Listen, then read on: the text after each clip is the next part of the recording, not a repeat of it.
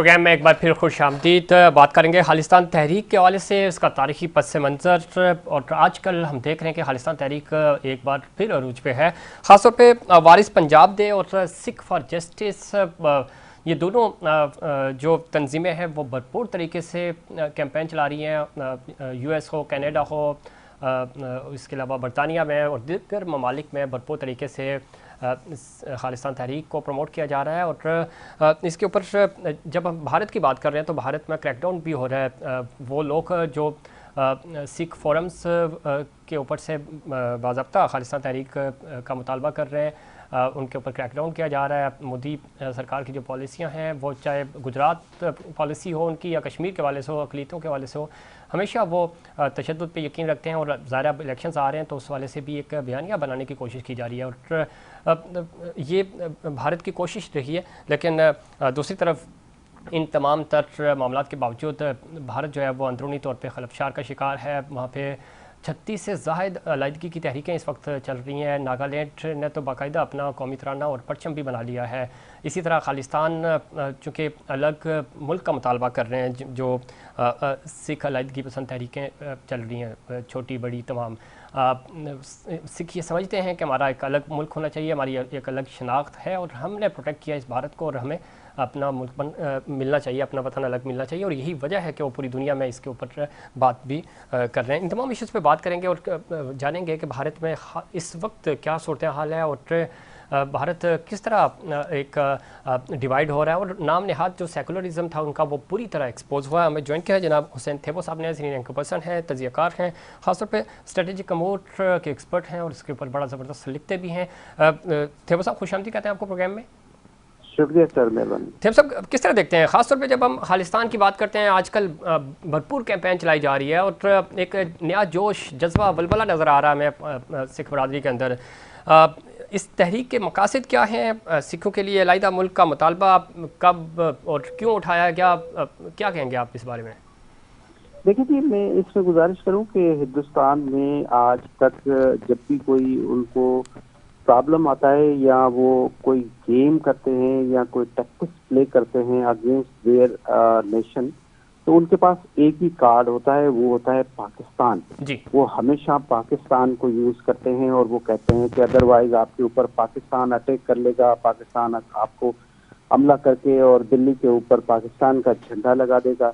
लिहाजा अभी उनके लिए सबसे जो बड़ा मसला इस वक्त हो रहा है वो खालिस्तान मूवमेंट हो रहा है।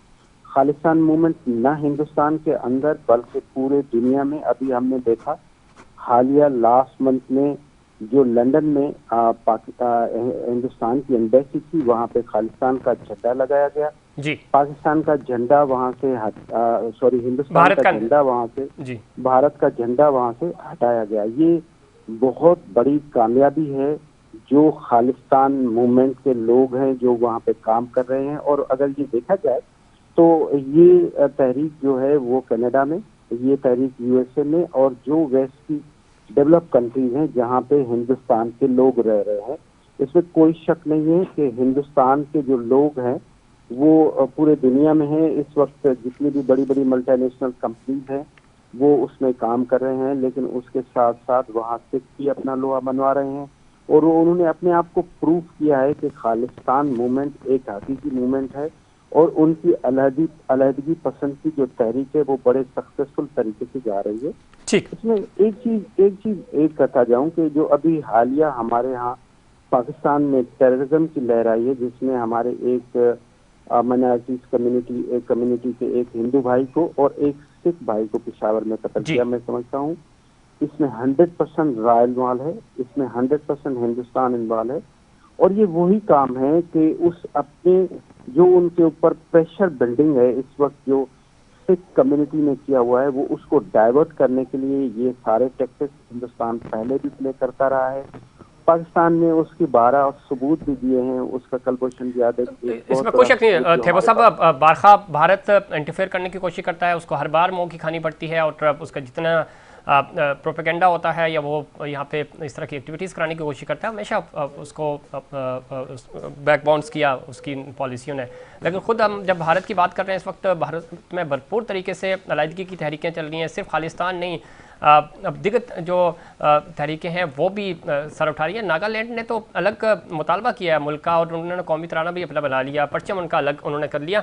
इसी तरह जब हम खालिस्तान तहरीक की बात कर रहे हैं, ज़रा 1940 से लेकर सिख ये समझते हैं ख़ास तौर पे कि ये और पंजाब जो उनका है कि ये हमारा, चूँकि हम सबसे ज़्यादा सुपीरियर हैं, हमने जंगें लड़ी हैं, हमें अलग शनाख्त मिलनी चाहिए और हमारी एक सदियों पुरानी शनाख्त है। अब उस चीज़ का प्रचार आज हम देख रहे हैं कि जिस तरह आपने खुद रेफरेंस दिया कनाडा का भी, बरतानिया का भी, अब बहुत तेज़ी आ रही है। जो यूथ है और ख़ास तौर पे वो यंग सिख जो हैं दुनिया भर में अच्छे पढ़े लिखे, वो मुतालबा करते हुए नज़र आ रहे हैं। आप समझते हैं कि ये एक बहुत बड़ा चैलेंज होगा भारत के लिए, जिस तरह 1986 में उन्होंने बाज़ाब्ता इसका मुतालबा किया था, वही सूरत हाल आज हमें नज़र आ रही है? देखिए जी, इस वक्त जो मैं कहूँगा कि हिंदुस्तान में जो इस वक्त रूलर है जिसका नाम नरेंद्र मोदी है, उसने एक नारा लगाया है। उसने कहा है कि हम हिंदुस्तान को हिंदुत्व बनाएंगे, एक हिंदू कम्युनिटी के लिए उसने एक बड़ा थ्रेट किया है। बिल्कुल। वहाँ पे जितनी भी माइनॉरिटीज हैं, चाहे उसमें मुसलमान हो, वो तो पहले से ही पिसे हुए हैं, वो ना वहाँ घर ले सकते हैं ना रह सकते हैं। कश्मीर का आप देखें, उन्होंने 35A और 370 को खत्म करना, ये एक गुंडागर्दी है, और ये गुंडागर्दी अगेंस्ट यूएन है, यूनाइटेड नेशन के रेजोल्यूशन के अगेंस्ट है। लेकिन ये क्या मसला है कि इस वक्त दुनिया एक दुकान है, सबने अपना सौदा बेचना है। हमारे जो खास तौर पे हमारे जो अरब ममालिक हैं वो भी इस पे खामोश बैठे हुए हैं, यूएन वाले भी इस पे खामोश बैठे हैं। तो मैं समझता हूँ कि इनको सख्ती से इसके ऊपर नोटिस लेना चाहिए। और ये जो इस वक्त कश्मीर का मसला है और खास तौर पे जो खालिस्तान मूवमेंट है, और जिस तरह से वो बड़े जबरदस्त तरीके से अपनी मूवमेंट चला रहे हैं, और इस मूवमेंट को इन्होंने पहले भी बड़े अच्छे तरीके से चलाई, लेकिन इन्होंने एक प्रोपेगेंडा किया। जब इंदिरा गांधी को एक सिख कम्युनिटी के किसी जहाज ने मारा, उसके बाद इन्होंने हमला किया, खुद 500 के करीब टेंपल के अंदर लोगों को मारा।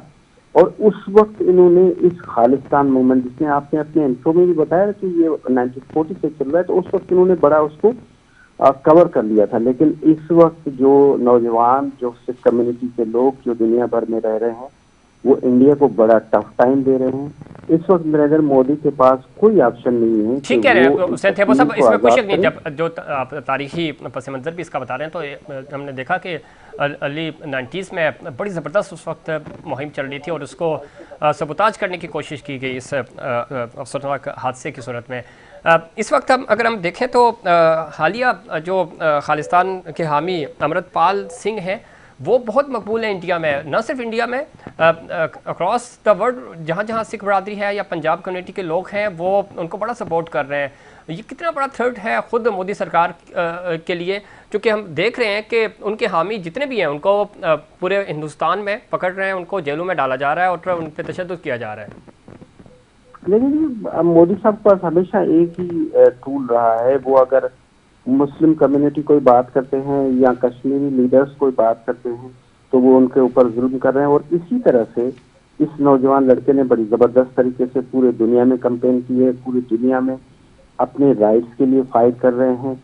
लेकिन इस पे बात करने वाली ये है कि जो अथॉरिटीज हैं, जिनको हम पावरफुल ममालिक हैं, उनको इसमें रोल प्ले करना चाहिए।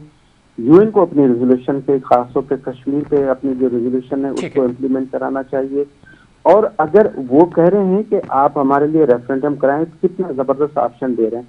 वही रेफरेंडम आप कश्मीर की बात हो रही है, वही रेफरेंडम वहाँ की बात हो रही है।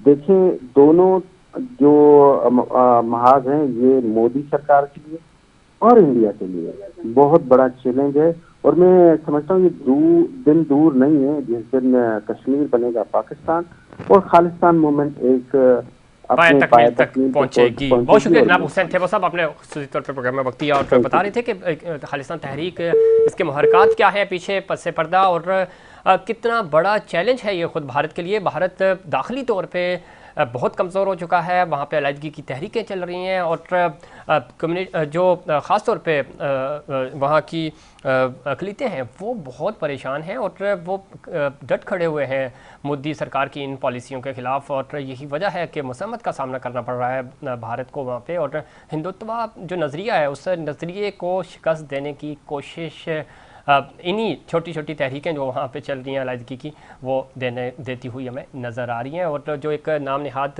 सेकुलरिज्म था भारत का, जो लबादा ओढ़ा हुआ था, वो बुरी तरह एक्सपोज हुआ है। नाज़रीन, ये था हमारा आज का प्रोग्राम। उम्मीद करता हूँ कि प्रोग्राम्स की तरह आज का प्रोग्राम भी आपको पसंद आएगा। मुझे और इनसाइड पाकिस्तान की पूरी टीम को दीजिए इजाज़त। अल्लाह निगहबान।